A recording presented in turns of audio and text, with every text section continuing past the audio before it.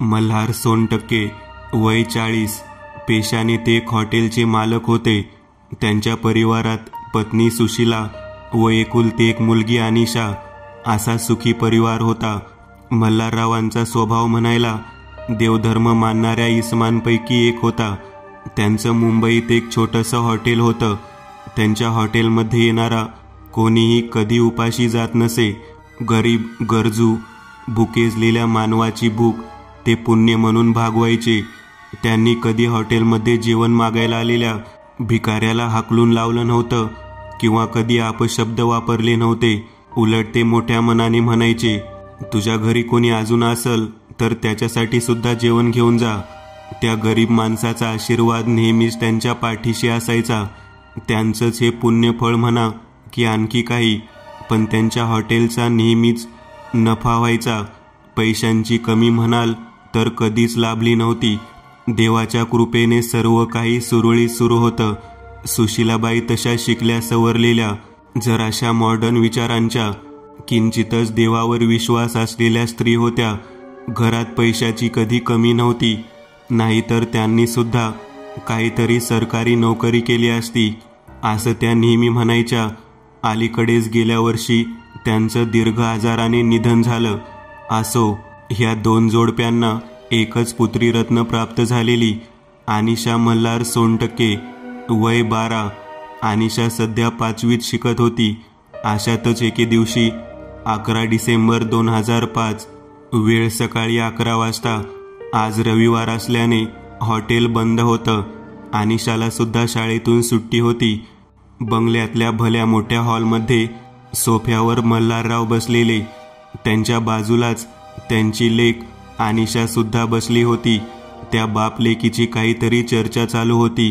तर हॉलमध्येच असलेल्या किचन ओट्यापुढे सुशीलाबाई चहा कपात ओतत होत्या. 2 कप भरून त्यांनी बशीसहित ते ट्रेमध्ये ठेवले. बाबा, मला सुद्धा जाऊ द्या ना सहलीला. आमच्या वर्गातली सर्व मुलं जाणार आहेत. अनिशाच्या शाळेतून मुरुड, जंजिऱ्याला आणि अजून बऱ्याच 5-6 ठिकाणी सहल जाणार होती. त्याकरिताच अनिशा तिच्या वडिलांची परवानगी मागत होती. सहल वगैरे काही नाही हा. सुशीलाबाईंनी ट्रेमधून एक कप उचलून मल्हाररावांना दिला. बघा ना बाबा, आई नको बोलतीये. अनिशा तिच्या वडिलांकडे पाहत म्हटली. तिच्या तोंडावर दयनीय भाव होते. अनु, तू अजून लहान आहेस ना बाळ. तुझी काळजी वाटते म्हणूनच तर आई नको बोलतीये ना. मल्हारराव म्हणाले, नाही, मी आता लहान नाहीये बाबा. मी आता मोठी झालीये. प्लीज जाऊ द्या ना मला सहलीला, नाहीतर मी कोणाशीच बोलणार नाही हा. अनिशाच्या नाकावर राग जमा झाला. पाठ वळवून ती एकटक पुढे पाहत गप्प बसली. मल्हाररावांनी एक वेळ सुशीलाबाईंकडे पाहिलं व हळूच डोळे मिचकावले. अनु, तू माझं ऐकणार नाहीस का बाळ? मल्हाररावांचा आवाज. नाही, ऐकणार नाही मी. अनिशा जरा रागातच म्हटली. तिला खरंच राग आला होता. बरं ठीक आहे, जा तू, बस. मल्हाररावांच्या इतक्याशा वाक्याने अनिशाने गरकन वळून तिच्या आई वडिलांकडे पाहिलं व खुदकन हसली. ठीक आहे, कधी जाणार आहे सहल आणि किती पैसे हवेत? सुशीलाबाई म्हणाल्या. शेवटी आईचं काळीज होतं. त्यात एकुलती एक लेक होती. विरोध तर कसा करावा? 2 दिवसांनी मंगळवारी आणि फी 200 रुपये. अनिशा खळखळत हसत म्हणाली. तिच्या आनंदाला सीमा उरली नव्हती. फिरायला जाणार हा विचार करूनच मनात आनंदाच्या उकळ्या फुटत होत्या. सोमवार 12 डिसेंबर 2005. शाळेत जाताना सुशीलाबाईंनी अनिशाला सहलीची फी दिली, जी अनिशाने लागलीच जमा केली. शाळेतल्या मित्रमैत्रिणींसमवेत हसत खेळत वेळ कसा निघून गेला व शाळा केव्हा सुटली कळलंच नाही. सायंकाळी 5च्या दरम्यान पाठीवर दप्तर घेऊन अनिशा घरी यायला निघाली होती. वाट ओळखीची असल्याने घाबरण्यासारखं काहीही कारण नव्हतं. पण आज हीच वाट न जाणे का अनोळखी भासत होती. आकाशातला सूर्य मावळतीला झुकायला सुरुवात झाली होती. हळूहळू हलकासा काळसर छटेने वातावरण रंगू लागलं होतं. ज्या वाटेने अनिशा निघाली होती ती वाट म्हणजे काहीशी झाडाझुडपांनी वेढलेली होती. डाव्या आणि उजव्या बाजूला मोठमोठाली हिरवी झाडे होती. त्या झाडांच्या उंच राक्षसी कायांनी रस्त्यावर अंधार पाडला होता. आजूबाजूला 5 मिनिटांवर झाडांव्यतिरिक्त काहीही नव्हतं. अनिशा एकटक स्वतःशीच काहीतरी गुणगुणत चालली होती की तेवढ्या तिच्या कानांवर तो पंख फडफडल्यासारखा आवाज आला. अनिशा जागेवर थांबली. तिच्या बाळमनात त्या आवाजाकरिता एक जिज्ञासा निर्माण झाली. कसला आवाज आहे हा? ती स्वतःशीच म्हटली. तोच पुन्हा पंख फडफडल्याचा आवाज आला. डाव्या अशुभ बाजूने तो आवाज येत होता. झाडांच्या उभ्या गर्दीतून आवाज येत होता. अनिशाने त्या आवाजाचा पाठलाग केला. 10-12 पावलं चालून ती त्या झाडांच्या इलाक्यात आली. तिच्या चारही बाजूंना ती मोठमोठी झाडे उभी होती. खुनशी नजरेने तिच्याकडेच पाहत होती. खाली लाल मातीची जमीन होती. अवतीभोवती जरासा अतर्कनीय गारठा जाणवत होता. मोठमोठाल्या स्तब्ध उभ्या झाडांची काळीशार सावली अंगावर झडप घातल्यासारखी अंगावर पडत होती. बालमनाची अनिशा आता ह्या क्षणाला एका अशा ठिकाणी उभी होती ज्या ठिकाणी चेटू, करणी, भानामती अशा विविध विधींची क्रिया केली जाते. अनिशाच्या समोर एक भलं मोठं 20 फूट उंचीचं वडाचं झाड होतं. वडाच्या झाडाच्या फांद्या जाडजूड होत्या. वडाच्या पारंब्या वाकड्या तिकड्या अवस्थेत वेताळासारख्या खाली तोंड वर पाय अशा अवस्थेत लोंबत होत्या. वडाची सुकलेली पाने तुटून खाली जमिनीवर पडली होती. त्यांचा पालापाचोळा अवतीभोवती मृत शवांच्या कबरींसारखा साचला होता. वडाच्या खाली काही आघोरी जादूटोण्याचं ते विचित्र भयकारक दृश्य दिसून येत होतं. त्या जागेत घाणेरडा, कुचकट, आमळी, ओकारीयुक्त दर्प दरवळत होता. अनिशाने नाकावर हात ठेवला आणि आजूबाजूला पाहू लागली. एक काळ्या रंगाचा पाशानी 1 फूट उंच असा चौकोनी आकाराचा दगड वडाला टेकवून उभा करून ठेवला होता. त्या पाषाणावर लाल पिवळा बुक्का ओतला होता. खाली गोलसर पानांचा पत्रावळ्यांच्यात लाल पिवळा कुंकू, त्यावर टाचण्या टोचलेले पिवळे लिंबू, तुकडे केलेले कच्चे मांस, हाताचा पंजा एवढ्या काळ्या बाहुल्या, तर कुठे काळ्या बिबियांची माळ, तर झाडांच्या खोडावर जिवंत माणसांचे फोटो टाचण्या टोचून अडकवले होते. आणि त्यापुढेच अगरबत्त्या, पेटत्या मेणबत्त्या लावल्या होत्या. वशीकरण, जारण मारण असलं काहीतरी अभद्र प्रकार होता का हा? वडापासून जरा बाजूलाच एक मान कापलेला काळ्या पिसांचा कोंबडा शेवटची घटका मोजत तिथे जमिनीवर पडला होता. कोंबड्यांचा गळा चिरला होता. त्यातून हलकासा लालसर रक्त बाहेर आलेलं. खालच्या पाल्यापाचोळ्यावर रक्ताचे शिंतोडे उडाले होते. त्याच्या देहातून शेवटची हालचाल फडफड करत हालचाल होत होती. फडफड आवाज करत त्याने पंख फडफडवले. त्याच्या हालचालीने काहीसं लाल रक्त अनिशाच्या शर्टावर उडालं. करणी, भानामती, जादूटोणा करणाऱ्यांचं क्षेत्र होतं ते. त्या इलाक्यात काळी जादू केली जात होती. दुसऱ्याचे यश पाहू शकणारे इथे येऊन मूठमारण, वशीकरण, करणी असे वाममार्गी आघोरी क्रिया करायचे. सैतानी देवाला कोंबडा वगैरे बळी म्हणून चढवायचे. तसंच कोणीतरी तो कोंबडा नैवेद्य म्हणून किंवा उतारा म्हणून त्या अभद्र सैतानी शक्तीस चढवला होता. शी, काय आहे हे? शर्टावर उडालेल्या रक्ताने अनिशा भानावर आली. बापरे, आईने हे डाग पाहिले तर ओरडेल.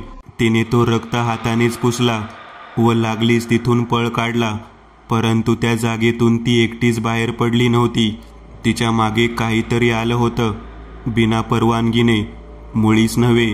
त्या रक्तामार्फत तिच्या आत्म्याशी त्या अमानवीय शक्तीचा संबंध प्रस्थापित झाला होता, जोडला गेला होता. असं म्हणतात, ह्या दुष्ट शक्ती अनंत रूपांनी आणि अनंत मार्गांनी येऊ शकतात. काही वेळातच अनिशा घरी पोहोचली. आल्या आल्याच तिने कपडे काढले. उद्या हाच युनिफॉर्म घालून सहलीला जायचं होतं ना. वॉशिंग मशीनमध्ये सुशीलाबाईंनी कपडे धुवत टाकले. हातपाय धुवून अनिशा अभ्यासाला बसली. अभ्यास झाल्यावर जेवण खावण करून ते सर्व झोपायला निघून गेले. उद्या अनिशाला लवकर उठायचं होतं ना. सहलीला जायच्या आनंदाने अनिशाला लवकरच झोप लागली. त्याच रात्री मल्हाररावांच्या बंगल्याबाहेर काहीतरी घिरट्या घालत होतं. मध्यरात्रीच्या 3च्या प्रहराला अचानक त्या स्मशान शांततेत घुबडाचा घुतकारण्याचा आवाज ऐकू येत होता. अशुभ संकेत घेऊन येणारा हा काळ प्राणी घुबड ह्यावेळेस ओरडणं म्हणजे अशुभ होतं. नक्कीच त्याला काहीतरी दिसत होतं का, किंवा कोणी अशुभाची तो चाहूल लावून देत होता. त्या रात्री सुशीलाबाईंनी तो घुबडाचा आवाज ऐकला होता, परंतु सकाळी लवकर उठायचं या विचाराने त्या पुन्हा झोपी गेल्या. काळ्या आकाशात उमटलेला चंद्र मात्र ते अघोरी प्रकार पाहत होतं. शेवटी एकदाची सकाळ झाली. सहलीचा दिवस मंगळवार. सकाळी सकाळीच सुशीलाबाईंनी अनिशाला उठवलं. आंघोळ झाल्यावर अनिशाने शाळेचे कपडे घातले. नीट तयार होऊन ती बाहेर बसली. तिच्या वडिलांच्या गाडीत बसून ती शाळेत जाणार होती. मल्हारराव नेहमीप्रमाणे सकाळी सकाळी देवांसमोर दिवा लावत होते. देवघरात श्री स्वामी समर्थ, श्री साईबाबा, श्री लक्ष्मी आणि शेवटला खंडेरायाची तसबीर होती. देवासमोर पिवळसर रंगाचा दिवा तेवत होता. अनुबाळ, इकडे ये पाहू. मल्हाररावांनी अनुला बोलावलं. ती चालत त्यांच्यापाशी आली. अनु, तू आज फिरायला चालली आहेस ना? अनुने शहाण्या मुलासारखी मान हलवली. मग बापाच्या पाया पड पाहू. अनुने दोन्ही हात जोडले, डोळे बंद केले. तेवढ्यात न जाणे कोठून हवा आली. झपकन देवासमोरचा दिवा विझला. दिवा विझताच लाईट सुद्धा गेली. देव काळोखात बुडाले. काही वेळ अगोदर प्रसन्न चेहऱ्याचे देव आता अंधारात बुडाले होते. काय अशुभ घडलं होतं हे. देवांची शक्ती जणू निघून गेली होती. देव दुःखी झाले होते. 2 सेकंदात घडलेल्या ह्या क्रियेने मल्हाररावांच्या काळजात कळ आली. डोक्यात नाना तऱ्हेच्या अपशकुनी विचारांनी काहूर माजवलं होतं. मल्हाररावांनी खसकन माचीसची कांडी ओढली. समोरचा दिवा पुन्हा पेटवला. तांबडसर प्रकाशात देवांच्या मूर्त्या मल्हाररावांना भेसूर दिसल्या. जणू देव नाराज झाले असावेत. देवा खंडेराया, माझ्याकडून काही चुकी झाली असेल तर मला माफ कर. माझी एकुलती एक लेक आहे. ती सहलीला चालली आहे. तिला सुखरूप परत आण. वाटलं तर तुझ्या दर्शनाला जेजुरीला घेऊन येईल मी पोरीला. मल्हारराव दोन्ही हात जोडत म्हणाले. त्यांच्या मनात वाईट विचार येत होते. एक वेळ तर अशी आली की मल्हाररावांनी अनिशाचं सहलीला जायचं कॅन्सलच केलं. पण सुशीलाबाईंचं ह्या असल्या गोष्टींवर विश्वास नव्हता. म्हणूनच अनिशाचं जायचं ठरलं. मल्हाररावांनी आपल्या मारुती गाडीतून अनिशाला शाळेत सोडलं. लाल परीसारखी दिसणारी बस तिथे थांबली होती. मुलं मुली बसमध्ये चढताना दिसत होते. अनु, मल्हाररावांनी असं म्हणतच त्यांच्या गळ्यातून एक काळे दोर काढलं, जे की खंडेरायाचं चित्र असलेलं लॉकेट होतं. बाळा, हे लॉकेट गळ्यात घालून ठेवा, काढू नकोस. हो बाबा, अनिशाने होकार दर्शवला. दुडू धावत ती बसपाशी पोहोचली व पायऱ्यांवरून चालत जात बसमध्ये बसली. शेवटी बस चालू होईपर्यंत मल्हारराव तिथेच थांबले होते. मुलांनी बस भरताच इंजिनचा घरघर आवाज होत बस सुरू झाली व निघून सुद्धा गेली. मुलांच्या दंगामस्तीत प्रत्येक ठिकाण फिरून सहल शेवटी रात्री 8:30 पर्यंत फिरून झाली होती. रात्रीचं जेवण मुलांनी एका हॉटेलमध्ये केलं, तर काहींनी घरून आणलेल्या डब्यावर ताव मारला. 9 वाजता बसचा परतीचा प्रवास सुरू झाला. दुपारी मुलांच्या दंगामस्तीने गजबजलेली बस आता मुलं झोपताच शांत झाली होती. बसच्या खाली असलेला तो चंदेरी पत्रा सकाळी मुलांच्या आवाजाने कमी वाजत होता. तोच आता बस खड्ड्यातून जाताच खडखड अभद्र आवाज करत वाजत होता. काचेच्या खिडक्या सुद्धा थरथरून वाजत होत्या. उघड्या खिडक्यांमधून थंड हवा आत येत होती. कानात शील घालून पुन्हा बाहेर निघून जात होती. बसच्या आत असलेले पिवळे दिवे सुद्धा विझवले होते. बसमध्ये गुडूप अंधार पसरला होता. 7-8 मुलं मुली व शिक्षक सोडून बाकी सर्व मुलं झोपेच्या अधीन झाली होती. बसची वाट आता घाटातून सुरू झाली होती. वेड्यावाकड्या रस्त्यावरून नागमोडी वळण घेत लाल बस वर वर जात होती. दोन्ही तर्फे कधी खोलदरी लागत होती तर कधी एक डोंगर दिसून येत होतं. परंतु अशातच अचानक चालकाचं नियंत्रण सुटलं तर किती भयानक विचार. छोट्या गाड्यांना ओव्हरटेक करत बसने तो चढणीचा घाट पार केला. घाटातल्या वेड्यावाकड्या थरारक वळणांना पाहून जीव कसा खालीवर होतो नाही. मानवाच्या मनात कुठेतरी सुप्तावस्थेत लपलेली भीती न जाणे कोणत्या विचाराने, दृश्याने डोकं वर काढेल त्याचं काही सांगता येत नाही. रात्रीचे 11:15 झाले होते. वेगाने घाट कापणारी बस न जाणे कशी पण ड्रायव्हरने थांबवली. इतका वेळ चालू असणारं इंजिन एक मोठा फुस आवाज सोडून बंद झाला. त्या आवाजाने झोपलेल्या मुलांना जाग आली. सरांनी बसमधली लाईट लावली होती. घाटात एके बाजूला बस थांबलेली होती. काय झालं रे बसला? मुलांच्यात कुजबूज सुरू झाली. मुलांनो शांत राहा. हे पहा, बसचं एक चाक पंक्चर झालंय, ते काढावं लागेल. तोपर्यंत कुणाला 1 नंबर किंवा 2 नंबरला जायचं असेल तर जाऊन या, सर म्हटले व दरवाजातून बाहेर निघून गेले. अनिशाच्या सीटवर तिची मैत्रीण रिया बसली होती. काय? अनु खिडकीतून बाहेरचं दृश्य पाहत म्हणाली, मला 1 नंबरला जायचंय. मग नंदिनी मॅडमना सांग ना. पण तू चल ना माझ्याबरोबर, मला काळोखाची भीती वाटते, रिया घाबऱ्या स्वरात उच्चारली. दोघेही नंदिनी मॅडम जवळ आल्या. गोऱ्या पान परीसारख्या दिसणाऱ्या नंदिनी मॅडम मनाने खूप चांगल्या होत्या. त्या मुलांना कधी मारत नसत, म्हणूनच मुलांच्या फेवरेट होत्या, आवडत्या होत्या. दोघींनी मॅडमची परवानगी घेतली व ह्या अशा अनाकलनीय, अनोळखी, अंधाऱ्या वातावरणात मुलींना बाहेर एकटं जाऊ देणं म्हणजे धोक्याचं होतं. त्या दोघींसोबत मॅडम सुद्धा बाहेर आल्या. बसमधून बाहेर येताच अनिशाच्या अंगावर हवा धावून आली. त्या थंड हवेने तिच्या अंगावर मुळाच्या देठापासून शहारा उमटला. बसचं मागचं चाक काढून ड्रायव्हर दुसरं चाक बसवत होता. त्याच्या बाजूलाच विजेरी हाती घेऊन पवार सर उभे होते. ड्रायव्हरला प्रकाश दाखवत होते. मॅडम त्या 2 मुलींना घेऊन बसपासून जरा दूर आल्या. आता समोर घाटातली झाडाझुडपांची बाजू होती. आकाशातल्या चंद्राच्या उजेडात त्या झाडांच्या सावल्या अंगावर धावून आल्यासारख्या भासत होत्या. डिसेंबरची नवखीच थंडी हलकसं पांढरं धूक घेऊन आली होती. रातकिड्यांची किरकिर मंद गतीने वाजत होती. त्या झाडाझुडपांवर न जाणे कोठे ते अभद्र घुबड बसून घुतकारत होतं. कमरे इतक्या झुडपात न जाणे कसली सलसल ऐकू येत होती. कुणास ठाऊक. आपलं नित्यकर्म आटोपून रिया आणि मॅडम एके ठिकाणी येऊन उभ्या राहिल्या. अनिशाची वाट पाहू लागल्या. फ्रेश होताच अनिशा जागेवर हलकेच उभी राहिली.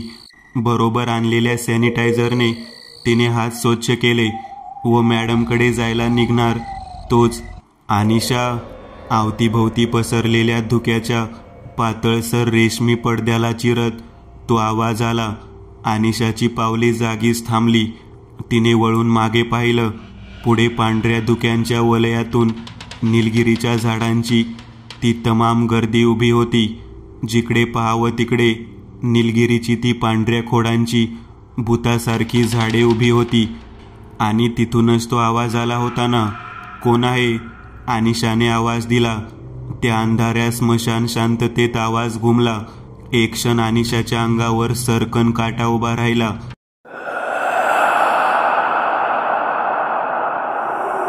दिलेल्या आवाजास प्रत्युत्तर आलं नाही. हे पाहून अनिशा पुन्हा माघारी वळली. अनिशाच्या कानात ते अभद्र हिडीस हसू आणि ती हाक कानातून थेट काळजात भिडली. त्या गर्द अंधाराला पाहून मोठ्या माणसाची सुद्धा पाचावर धारण बसेल, तर ती अनिशा 13-14 वर्षाची पोर काय चीज होती. कोण आहे? तिचा थरथरता आवाज. मी. घोगरा खर्जातला आवाज. मी कोण? पाहायचं मला. त्या आवाजात आमंत्रण होतं. त्या वाक्यावर अनिशा काहीही बोलली नाही. तिच्या बाळमनाला सुद्धा त्या धोक्याची चाहूल लागली होती. हो म्हणालो, आणि काही वेगळं समोर आलं तर? हिडीस, क्रूरती, अमानवीय, अनैसर्गिक काहीतरी, जे बाहेर येताच न जाणे काय करेल. लढा देणं म्हणजे निव्वळ मूर्खपणा. ते विचार तर सोडाच, पण तिचं ते रूप, लहान गमन, त्या कुरूप अभद्र रूपाचं कायास्वरूप दृश्य तरी पेलू शकणार होतं का? आणू येऊ का मी? त्या पुढे असलेल्या निलगिरीच्या झाडांवर विस्फारलेल्या नजरेने अनिशाची नजर टिकली होती. तिच्या कपाळावरून तो एका रेषेत खाली येणारं द्रवबिंदू सरकन एकदाच खाली येऊन जमिनीवर पडला. त्या पांढऱ्या फट्ट निलगिरीचा झाडावरून हलकेच एक राखाडी प्रेताळ रंगाचा पंजा बाहेर आला. त्या हाताची पांढरी फट त्वचा आणि काळी नखं एका लयीत फिरत होती. हळूच त्याच हाताजवळून एक अर्ध बिभत्स्य आकाराचं डोकं बाहेर आलं. डोक्यावर चकचकीत टक्कल होतं. कपाळावर एक लाल रंगाचा रुपया एवढा गोल टिकळा होता. बिनबुवायांच्या त्या वटारलेल्या बेडकासारख्या बटबटीत डोळ्यात पिवळ्या रंगाचं बुबुळ होतं. चेटकिनीसारखं टोकदार नाक होतं. जबडा विचकून ते ध्यान हसलं. त्याच्या त्या काळपट दातांचं हिडीस हास्य पाहून त्या लहानगी अनिशाच्या पाठीवरून कोणीतरी थंडगार बर्फ फिरवल्याची जाणीव झाली. भीतीने तिची पावले जागीच खिळली. डोळे बेडकासारखे मोठे झाले. तोंड वासलं गेलं. येऊ मी? त्या दिवशी मी कोंबडं खाताना कशी बघत होती मला. कोंबडं हा शब्द ऐकून एका क्षणात अनिशाच्या डोळ्यांसमोर ती कालची घटना दिसली. अनिशा, मी तुला घेऊन माझ्याबरोबर जाणार. मला तू खूप आवडलीस. येशील ना माझ्याबरोबर? असं म्हणतच ते ध्यान झाडामागून पुढं आलं. त्याची उंची 5.5 फूट होती. प्रेताळ रंगाचं हाडकुळं देह होतं. त्याच्या अंगावर वस्त्र नव्हतं. अंधाराचं पुत्र ते, कलियुगाचं वंश ते, निर्लज्ज वासनेनं भरलेलं मळवट ध्यान होतं ते. त्याचे पिवळे जर्द डोळे अनिशाच्या काळजाचा ठाव घेत होते. नाही, त्याचं ते किळसवानं रूप पाहून अनिशाच्या छातीत श्वास अडकला. पोटात भीतीने खड्डा पडला. शरीरावरचा एकनिएक केस ताठरला होता. भीतीने अशी काही वाचा बसली होती की डोळ्यातून बुबळं बाहेर येतील.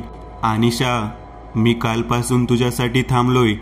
चल पाहू माझ्याबरोबर. हे बघ, वाटलंच तर आपण रोज खेळ खेळू. चल. ते ध्यान घोगऱ्या आवाजात उच्चारलं. 5.5 फूट उंचीचं ते अभद्र ध्यान पुढे येत होतं. त्याच्या तोंडावर पसरलेलं विचकट वासनांधीश हास्य त्याचं कपटी हेतू साध्य झालं होतं ह्याची शाश्वती देत होतं. ये. त्याने त्याचे ते काडीसारखे वाळले पांढरे फट हात पुढे वाढवले. अनिशा भीतीपोटी मागे मागे जाऊ लागली आणि दगडाला ठेच लागून धप खाली पडली. आणि तेवढ्यातच घुंगरू वाजल्यासारखा आवाज आला व एक मानवी भारदस्त स्वरातला करडा आज्ञाधारकी आवाज आला. काय रे? त्या आवाजात कमालीची जरब होती. राकीट स्वरातला हुकुमी आवाज होता तो. त्या आवाजात अनिशाला एक पाठराख्याची भावना जाणवली होती. एक सुखरूपतेची ऊब जाणवली होती. आणि तो आवाज अनिशाच्या मागून आला होता. बारीक पोरीसनी एकटी गाऊन घाबरतो हैर रांडच्या. पुन्हा तोच करडा आवाज आला. अनिशाने गरकन वळून मागे पाहिलं तसं तिला तो आकार दिसला. 5.5 फूट उंच पिळदार शरीर यष्टी. डोक्यावर गोल पिवळा धमक फेटा. कपाळावर भंडारा फासलेला. ओठावर पिळदार रुबाबदार मिशी होती. खांद्यावर काळी घोंगडी आणि पायात सफेद धोतर. त्याच्या हातात एक दंडगोल घुंगराची काठी धरलेली होती. पायात तोडा आणि कमरेला करगोडा होता. त्या आकृतीच्या डोक्यामागून लखलखती, धगधगती, चमकिली धुळीकणांची प्रकाश किरणे पुढे येत होती, ज्याने अनिशाला त्याचा चेहरा दिसत नव्हता. तू तू तू कशाला आलायस इथं? ते ध्यान कापऱ्या स्वरात उच्चारलं. झटकन 2 पावलं मागं सरकलं. ह्या पोरीसनी वाचवाय आलोय म्या. तोच करडा भारदस्त आवाज आला. नाय खंड्या, मला ही पोर आवडलीये. मी हिला माझ्या सोबत घेऊन जाणार. ते ध्यान गरजलं. 2 पावलं पुढे टाकत त्याने आपले हात अनिशाच्या दिशेने वाढवले. तोच त्या दैवी पुरुषाने हातातली काठी जमिनीवर जोरात आपटली. शांततेत घुंगरांचा मोठा आवाज झाला.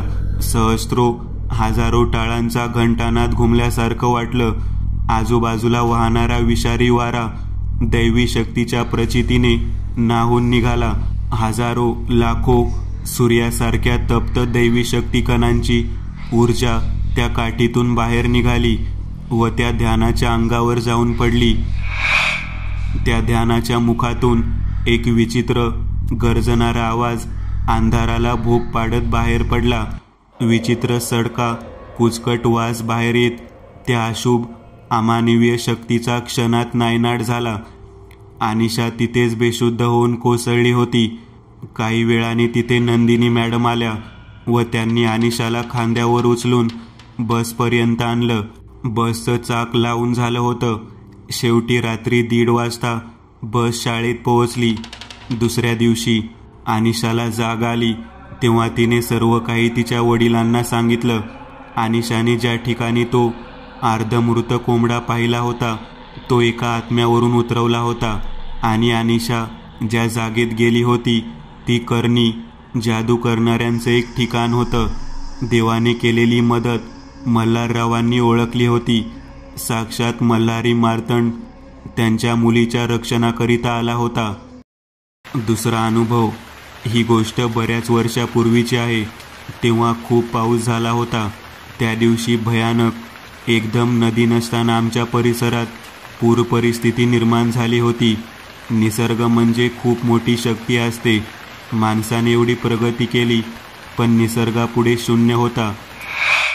पण निसर्गापुढे काही अदृश्य ताकदीपुढे जी जगातली काही लोकांना जाणवते किंवा दिसते. पण त्या दिवशी खूप वेगळा अनुभव आला. असा विचार सुद्धा डोक्यात आला नाही. ते थेट समोर आलं. आमचं गाव शहरापासून 30-40 किलोमीटर असेल, पण गाव खूप डोंगरात असल्यामुळे खूप रस्ता कठीण आणि झाडी पण खूप होती. त्यामुळे संध्याकाळ होण्याच्या आत सगळे घरी पोहोचण्याचा प्रयत्न करत असत. पण आतापर्यंत वाईट अनुभव कोणालाच आलेला नव्हता. ना जंगली जनावराचा, नाही भूताखेतांचा. फक्त काही वर्षांपूर्वी माझ्या चुलत भावावर रानडुकराने हल्ला केला. ही घटना वगळली तर दुसरी कुठलीही घटना वाईट घडली नव्हती. श्रावण महिना नुकताच चालू झालता. पावसाचं वातावरण पण होतं. म्हणून मी माझ्या भुईमुग शेंगा काढल्या आणि 4 वाजता टेम्पो भरून ते विकण्यासाठी माझा मित्र शेखर आणि मी बाजाराकडे शहरात निघालो होतो. त्याचवेळी पावसाने सुरुवात केली. आम्ही मधल्या रस्त्यात आलो. पाऊस जरा जास्तच वाढला. वायफरचा सुद्धा काहीच फायदा होत नव्हता आणि उजेड असूनही समोरचं काहीच दिसत नव्हतं. मग आम्ही ही गाडी थांबवली. पण पाऊस वाढतच चालला होता. रस्त्यावरून पाण्याचे पाट वाहत होते. थोडीशी भीती पण वाटत होती. शेखर आणि मी गप्पा मारत बसलो. तेवढ्यात जंगलातून कर्कशाने मोठा आवाज आला. तो आवाज एका कोणा पुरुषाचा वाटत होता. तो इतका मोठा होता की इतक्या मुसळधार पावसात सुद्धा तो स्पष्ट ऐकू येत होता. आम्ही दोघे खूप घाबरलो. परिस्थिती ही तशी होती. आम्ही बाहेर बघत होतो आवाजाच्या दिशेने, पण आम्ही दरवाजा उघडला नाही. काच सुद्धा खाली केली नाही. पाऊस पण खूप कमी होता. 5 ते 10 मिनिटाच्या अंतराने आणि भयान शांततेनंतर आमच्या दोघांच्या नजरेत भयानक गोष्ट आली. त्या आवाजानंतर काही वेळाने आमच्या गाडीच्या काचेवर एक मोठ्या हाताची थाप पडली. त्यावेळेस आमच्या काळजाचा ठोका चुकला, पण तो थाप मारणारा काही दिसत नव्हता. तो नुसता थापा मारायचा, कधी या खिडकीवर, कधी त्या खिडकीवर, कधी मागच्या बाजूने, पण त्याचा चेहरा आम्ही पाहू शकलो नाही. आम्ही त्याला आरशातून बघण्याचा प्रयत्न केला, पण फक्त त्याची जाणीव व्हायची, पण त्याला आम्ही त्यावेळेस स्पष्टपणे बघू शकलो नाही. काही वेळाने तो मागे टेम्पोवर चढला. त्याची जाणीव मला झाली. मी हळूच केबिनमधून मागे बघण्याची हिम्मत केली, तर तोच आम्हाला बघत होता. फक्त त्याचे लाल डोळे मला दिसले. त्याचे निर्जीव डोळे माझ्याकडे बघत होते. शेखरला तोच अनुभव आला. आम्ही पावसाचा विचार न करता गाडी चालू केली आणि निघण्याचा प्रयत्न केला, पण गाडी फिरून फिरून त्याच ठिकाणी येत होती. तो मागेच होता. मला घराकडे सुद्धा जाता येत नव्हतं. आम्हाला कळून चुकलं हा प्रकार, पण आता इथून जिवंत बाहेर पडणं गरजेचं होतं, म्हणून आम्ही आटापिटा करत होतो. तो पुन्हा थापा मारू लागला जोरजोरात. त्याने समोरच्या केबिनजवळ येऊन त्याचा भयानक चेहरा पूर्ण दाखवला. त्याचा चेहरा निर्जीव आणि पांढरा आणि लाल डोळे. तो थापा मारून आमच्यासोबत काहीतरी बोलण्याचा प्रयत्न करत होता, पण आम्हीही ना दरवाजा उघडला ना काच. आमची हिंमत झालीच नाही. किंवा काही वेळाने तो शांत झाला आणि डोळ्यासमोरून गायब झाला. आम्हाला थोडा धीर आला. आम्ही तिथून निघून जाण्याचा प्रयत्न केला, पण गाडीने यावेळेस धोका दिला. पाऊस कमी होण्याचं नाव घेत नव्हतं. गाडीतले काही टूल्सचे आम्ही हत्यार म्हणून वापर करण्याचं ठरवलं. काही वेळाने तो पुन्हा आला. त्याची जाणीव आम्हाला झाली. यावेळेस तो लोखंडी रॉड घेऊन आला. आम्ही पण स्टेपनी आणि काही लोखंडी वस्तू हातात घेऊन तयार झालो. त्याने जवळ येऊन थेट काचेवर रॉड मारला. त्याने काच फोडल्याने त्याने शेखरला पकडून खिडकीच्या बाहेर ओढलं. त्या ओढाओढीत शेखरला खूप मार लागला. मग मी मागचा पुढचा विचार न करता बाहेर निघालो आणि त्याच्यावर हमला केला. शेखरनेही त्याच्यावर हल्ला केला, पण त्याने आम्हाला खूप जखमी केलं. तो अधूनमधून खूप कर्कश ओरडत होता, त्यामुळे आमचे आव्हान गळून जात होते. त्याने आमच्या दोघांना खूप जखमी केलं. आम्ही तिथून पळून जाण्याचा प्रयत्न करू लागलो. इतके जखमी झालो तरी आम्ही पळत होतो. गावच्या दिशेने खूप पळालो आणि गाव समोर दिसला आणि गावात येऊन तिथेच खाली कोसळलो. डोळे उघडले तर आम्ही आमच्या घरी होतो आणि गावातील काही मंडळी आमच्या आजूबाजूला उभी होती. ती घटना जमेल तेवढी आम्ही सांगितली. गावातली मंडळी हत्यार घेऊन बऱ्याच वेळा जंगलात गेली, पण त्यांना काहीच दिसले नाही. काय होते ते? त्यांनी आम्हाला मारण्याचा प्रयत्न का केला? आम्ही फिरून फिरून एका जागेवर का येत होतो? अशा प्रत्येक भयानक प्रश्नाची उत्तर अजून आम्हाला मिळालेच नाही. मित्रांनो, आज पुरतं एवढंच. तुम्हाला जर काही गोष्ट आवडली असेल तर नक्की लाईक करा. तुमच्यापैकी बरेचसे जण व्हिडिओ लाईक न करताच पळून जातात, पण हा जर व्हिडिओ तुम्ही लाईक केला तर मला जरा बरं वाटेल आणि असेच भारी भारी व्हिडिओ बनवायची माझ्यात एनर्जी येईल. त्यामुळे नक्की लाईक करा. आणि अजूनही कोणी या चॅनलला सबस्क्राईब केलेलं नसाल तर लगेच सबस्क्राईब करून टाका. आणि बाजूची घंटी ती मात्र दाबायला विसरू नका. देवाची घंटी आहे ती. चला तर मग पुन्हा भेटूया अशीच एक आगळी वेगळी गोष्ट घेऊन पुढच्या